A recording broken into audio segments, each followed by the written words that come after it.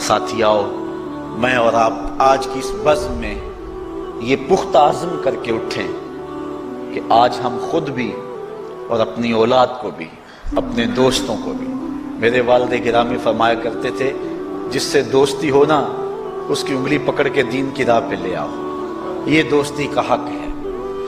اس کے لیے آپ بہت کچھ کرتے ہیں لیکن اگر اس کو دین نہیں دیا تو کچھ بھی نہیں دیا۔ کوشش کرو میرا دوست ہو اور جہنم میں جائے۔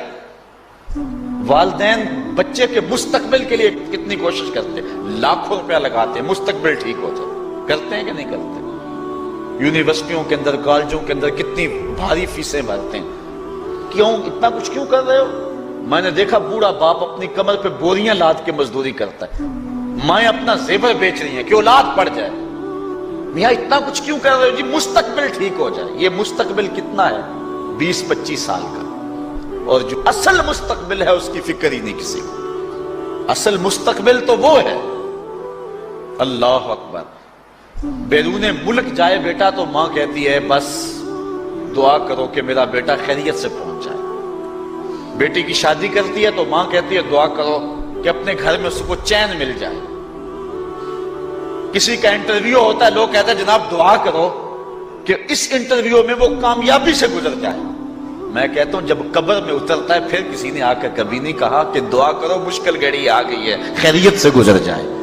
اصل امتحان تو یہ ہے، اگر اس امتحان سے گزر گیا تو کامیابی اور بامرادی۔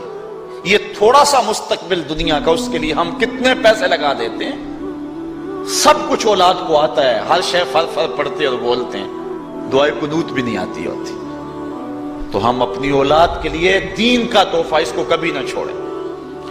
اللہ اکبر، کوشش کریں، محنت کریں۔ حضور نبی رحمت صلی اللہ علیہ وآلہ وسلم نے ان بد عمل واعظین کی بات بھی کی ہے کہ جو لوگوں کو نیکی کا حکم دیتے ہیں اور خود اس پہ عمل نہیں کرتے۔ آج ہمارے کچھ واعظین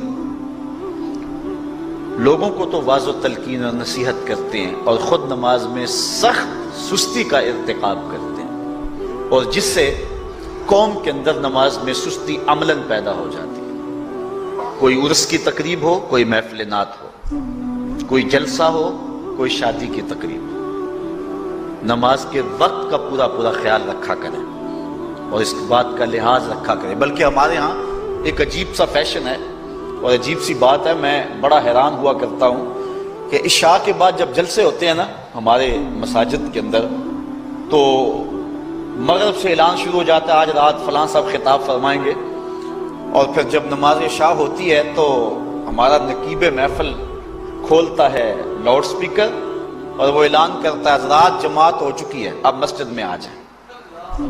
یعنی یہ نماز کو ہلکا کرنے والی بات ہے۔ انہوں کو کہا جا رہا ہے کہ بلکہ بات تو کہہ دیتے ہیں جس کا تمہیں ڈر تھا وہ گزر گئی ہے، اب آ جاؤ، کیا لینا ہے جلسے میں آ کر اگر نماز ہی نہیں پڑھنی ہے تو۔ ممبر و محراب کے جو ذمہ دار ہیں ان سے جو ہے وہ عجیب و غریب قسم کی جو ہے وہ حرکات سکنات سرزد ہو رہی ہیں۔ یہ جو جاہل نقیبوں کا ایک غول آ گیا نا، یہ بھی ایک بہت بڑی مصیبت ہے۔ ایک تو بے تحاشا القاب، دوسرا دین کی روح سے ناشنائی۔ وہ کسی نے کہا تھا نا کہ پہلے حضرت غوث پاک ولی بناتے تھے، چور سے کتب بناتے تھے، آج کل ہم بناتے ہیں۔ کہا تم کیسے؟ کہا ہمیں پتہ ہوتا ہے یہ چور بیٹھا ہوا ہے، کہتے ہیں غوث زماں اور کتب دوران۔ بے تحاشا اور بے تکا انداز، اور پھر دین کی روح سے یہ ناشنائی کہ باقاعدہ اعلان ہوتا ہے جناب جماعت ہو چکی اب تو آ جاؤ۔ تو کیا کرتا ہے ساری رات جاگ کے اگر عشاء کی نماز ہی نہیں پڑھی تو نماز کو ہلکا کیا گیا ہے۔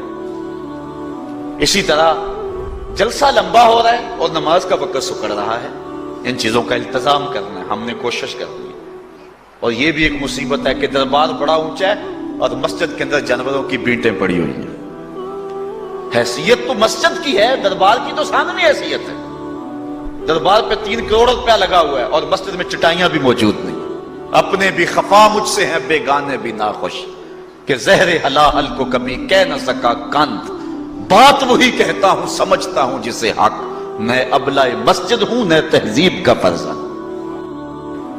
بے تحاشا اور بے تکا انداز، اور پھر دین کی روح سے یہ ناشنائی کہ باقاعدہ اعلان ہوتا ہے جناب جماعت ہو چکی اب تو آ جاؤ، تو کیا کرتے ہیں ساری رات جاگ کے اگر عشاء کی نماز ہی نہیں پڑھی تو نماز کو ہلکا کیا گیا ہے۔